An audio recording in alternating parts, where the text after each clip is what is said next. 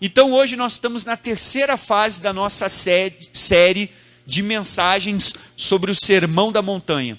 Já estudei versículo por versículo do capítulo 5, do capítulo 6, terminamos na quarta passada, versículo por versículo, e hoje nós vamos para o primeiro versículo do capítulo 7. Todo mundo junto.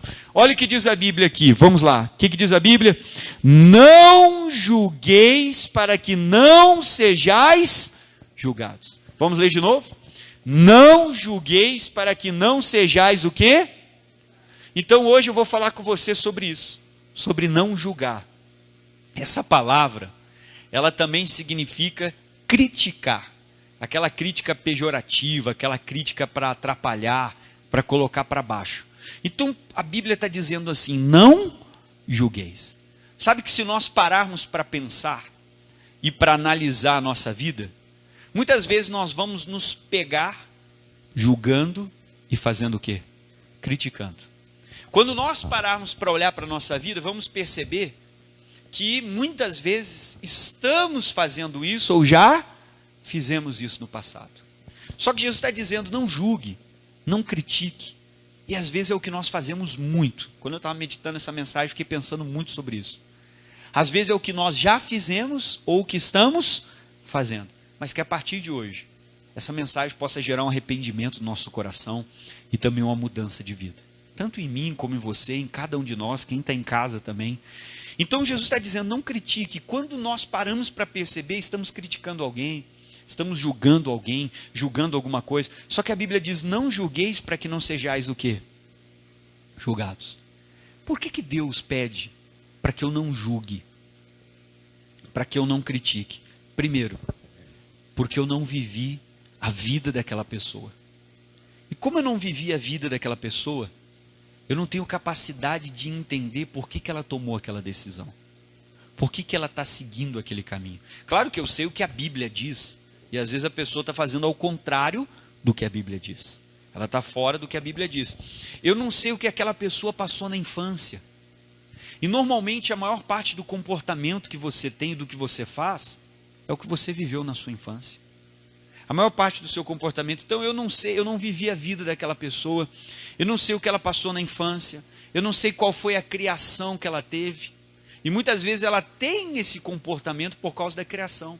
Ela é desse jeito por causa da família onde ela cresceu. Então eu não sei os traumas que ela sofreu, as perdas que ela teve na vida, as rejeições que ela viveu e os complexos que tudo isso muitas vezes gerou nessa pessoa.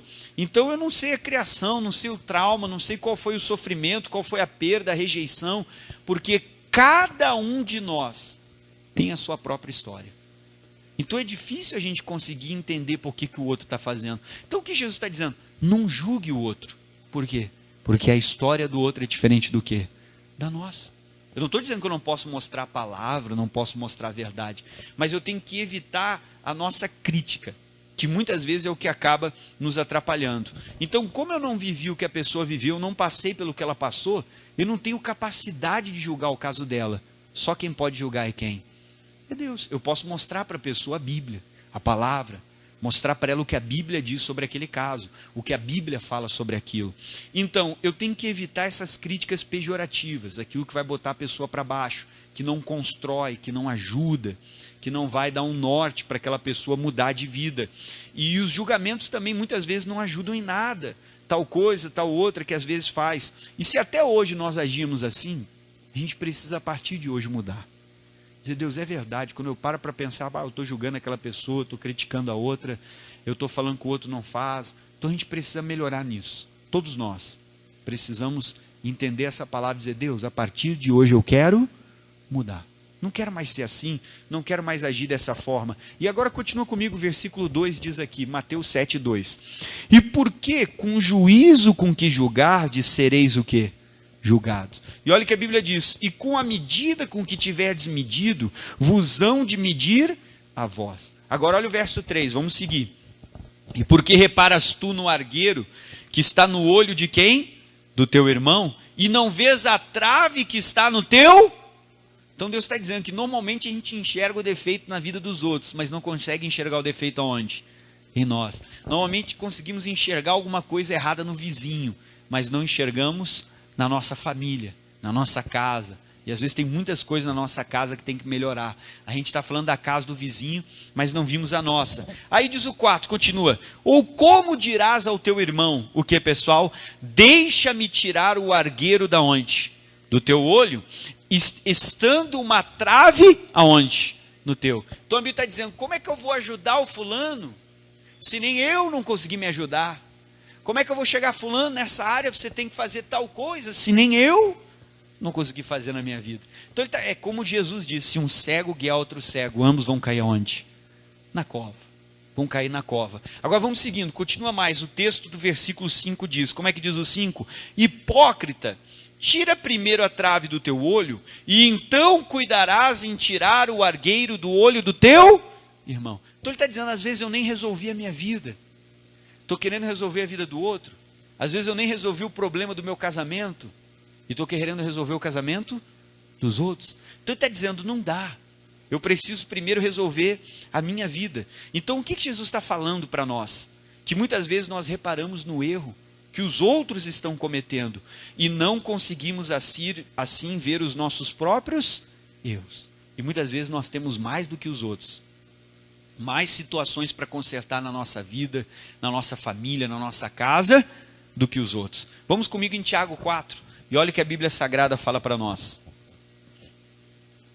Tiago, lá no Novo Testamento, capítulo 4.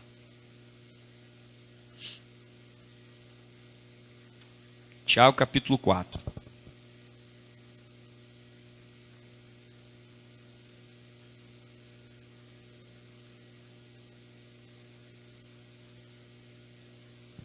Todos acharam? Tiago 4, vamos começar no versículo 11. Podemos ler? Então vamos lá com o pastor Tiago, lá no Novo Testamento, capítulo 4, versículo 11. O que diz o 11? Irmãos, olha o que diz o 11. Não faleis mal uns dos outros. E olha o que diz. Quem fala mal de um irmão e julga o seu irmão, fala mal da lei e julga o quê? A lei. E se tu julgas a lei, já não és mais observador da lei, mas é o que, pessoal? Um juiz. E daí ele continua no 12. Há um só legislador e um juiz que pode salvar e destruir. Aí diz o 12, continua comigo, o que ele diz? Tu, porém, quem és que julga o que, pessoal? O outro. E normalmente quando a gente julga a pessoa, a gente julga com base no que nós faríamos, se estivéssemos no lugar de quem? Daquela pessoa. Só que cada um tem a sua fé, cada um tem a sua história, cada um tem o seu nível de comunhão com quem? Com Deus. Uma coisa que nós temos que botar no coração hoje, que ao invés de julgar, nós vamos fazer o quê? Orar. Ao invés de criticar, nós vamos orar. E muitas vezes isso nós percebemos acontecer dentro de casa. Normalmente dentro de casa, dentro do lar, lá dentro da família da pessoa, nós vemos isso muito acontecer. Quando a pessoa vai lá e lava o banheiro, ninguém fala nada. Mas o dia que o banheiro ficou sujo, o que acontece? Todo mundo te critica. O dia que você foi lá e lavou a louça, chegar em casa, a louça estava toda limpinha e guardada. Ninguém fala nada. Mas o dia que você deixou uns 2 pratinhos na pia, o garfo, o talher, o copo, o que acontece? Você é criticado. O dia que o seu filho arrumou a cama, ninguém foi lá dizer para ele, pô, que bom, parabéns. Mas o dia que ele não arrumou, o que fizeram? Criticaram ele. O dia que o marido foi lá e botou o sapato no lugar, ninguém falou nada. Mas o dia que ele botou fora, além de criticar ele, você pegou e jogou na cabeça. Então você observa que muitas vezes nós fazemos isso dentro da nossa casa. O dia que a esposa faz o bolo, ele fica bom, o pessoal come tudo e não fala nada. O dia que embatumou, pô, tu deixou embatumar, brincadeira. Tu não cuidou, não viu o tempo, o que tu botou, o que tu fez? Todo mundo te critica. O dia que você faz aquela janta maravilhosa, ninguém fala nada. Agora o dia que o arroz queimou. Pô, queimou o arroz, você não viu?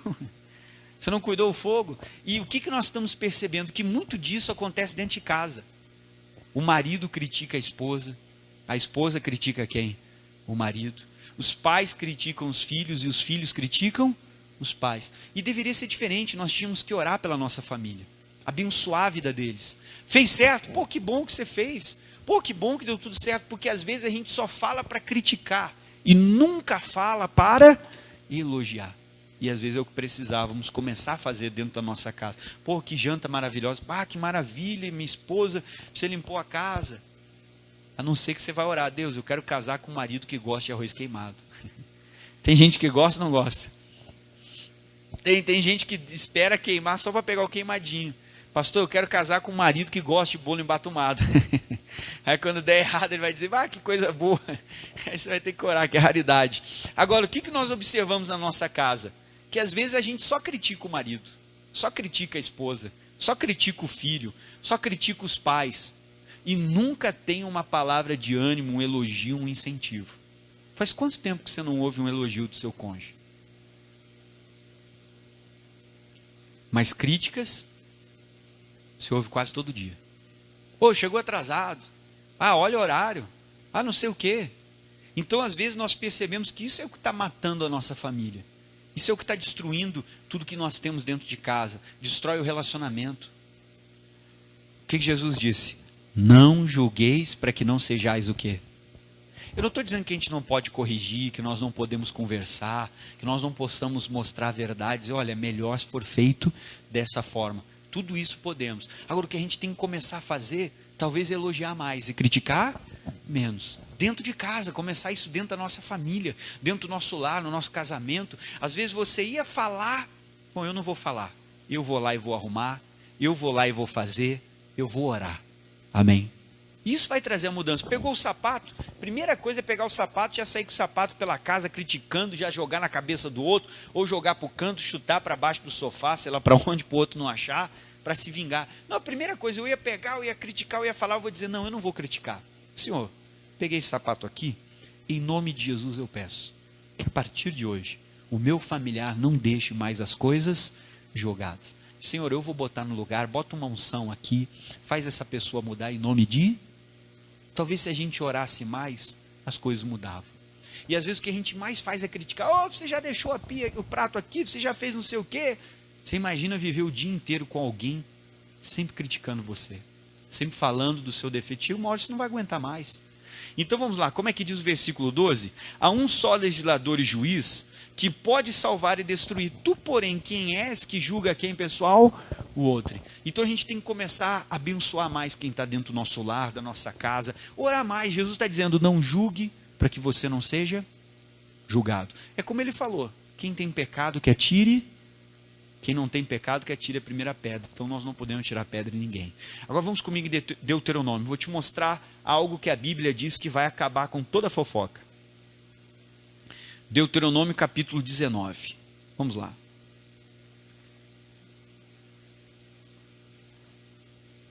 Deuteronômio 19.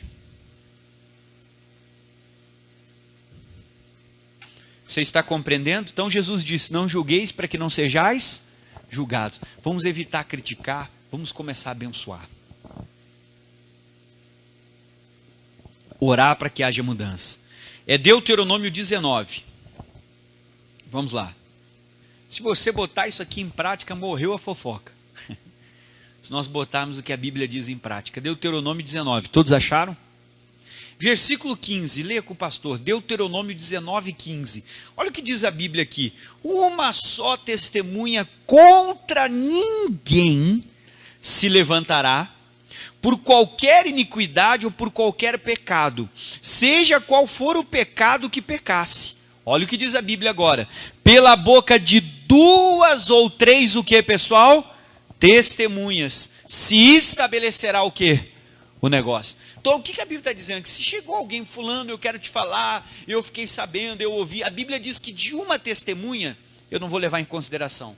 A Bíblia diz que só poderia ser levado em consideração se fossem 2 ou 3. E o que é fofoca? Fulano, você nem sabe o que falaram de você. E às vezes... não é verdade. É assim ou não é? Mas o que a Bíblia está dizendo? Que quando chegar uma pessoa, você não deveria acreditar nela. Você só deveria acreditar se vierem 2 ou 3. Mas um só que está falando não deveria acreditar não. Só que às vezes a gente acaba indo atrás de um só. e passa para frente algo que nós nem sabemos se é verdade. Se a gente começar a colocar isso em prática, vai acabar muita confusão na nossa vida, no trabalho, na casa, na família, em muitos lugares. Porque às vezes a gente dá ouvido a qualquer pessoa, qualquer um. Falaram de ti, será que falaram mesmo? Às vezes ninguém falou nada. Às vezes é aquela pessoa que está com o coração sujo, maldade, tudo ela enxerga coisa errada, está espalhando para você o que não existe. Às vezes ninguém falou. Aí você fica contra o fulano, contra o beltrano, contra o ciclano, acreditando naquela pessoa. Olha os frutos dessa pessoa. Vê como é que ela é, o que ela faz. E às vezes olhando os frutos você vai ver, não dá para acreditar não. Só pelo jeito que a pessoa tem. Leia de novo Deuteronômio 19:15. Uma só testemunha contra ninguém se levantará, por qualquer iniquidade ou por qualquer pecado. Seja qual for o pecado que pecasse, pela boca de 2 ou 3 testemunhas se estabelecerá o que, pessoal? O negócio. Então vamos guardar o que Jesus está ensinando. Não julgar, orar. É isso que nós vamos começar a fazer. Ao invés de julgar, nós vamos orar. Abençoar. Elogiar o familiar. Mudar o ambiente dentro da minha casa. Por que nós julgamos? Eu até anotei aqui muitas vezes por quê. Muitas vezes por desconhecer a palavra. Outras vezes por não conhecer os fatos.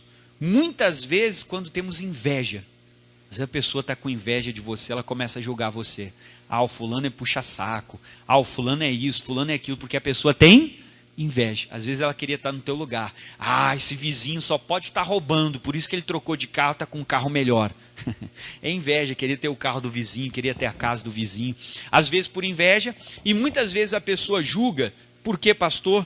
Porque ela está com o coração ferido e ela tem raiva. Normalmente quando a pessoa tem raiva de você, ela vai condenar você, vai falar mal de você, vai falar muita coisa de você que não é verdade. Normalmente quando a pessoa tem raiva, ela vai fazer muito isso. Vai falar muita coisa de você, e a maioria das coisas que ela vai falar não são verdades, é mentira. E ela está falando aquilo porque a pessoa tem o quê? Raiva de você. E aquela raiva é originada de alguma mágoa que a pessoa deixou entrar no coração dela. Só você olhar Facebook. Ih, Jesus amado. Facebook, o que tem um querendo mandar negócio para quem?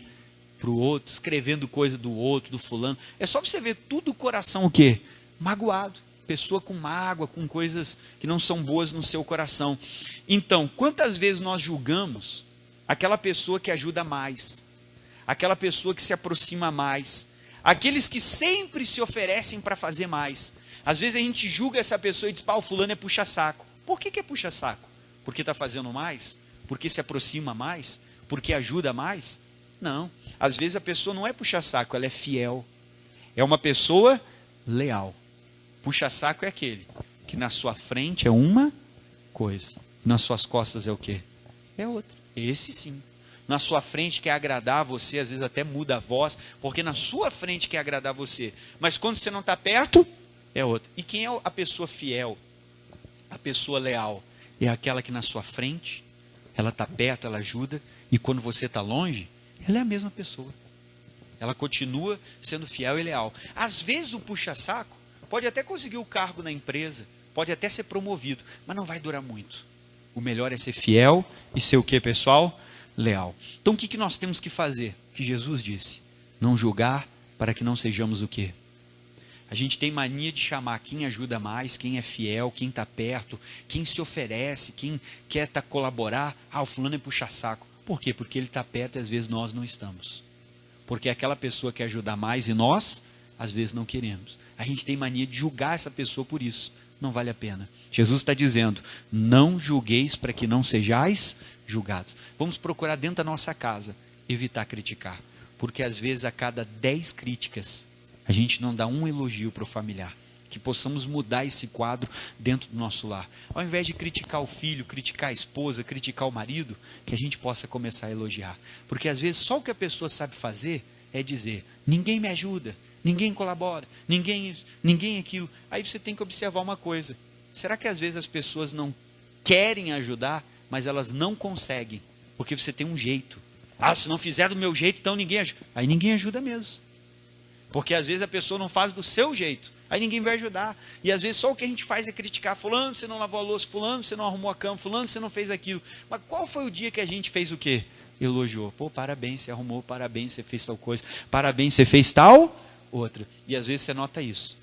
Quando você faz, na sua casa, ninguém te elogia. Mas quando você deixa de fazer, todo mundo faz o quê? Te critica. Então a gente tem que orar hoje e dizer, Deus, eu quero que isso mude na minha vida. Eu quero mudar, ser diferente. Não quero mais julgar como o Senhor disse. E eu quero que isso mude na minha casa. Que na minha casa venha ser um lar onde tenha mais elogios do que o quê? Críticas. Vamos fazer essa oração. Fique de pé comigo agora.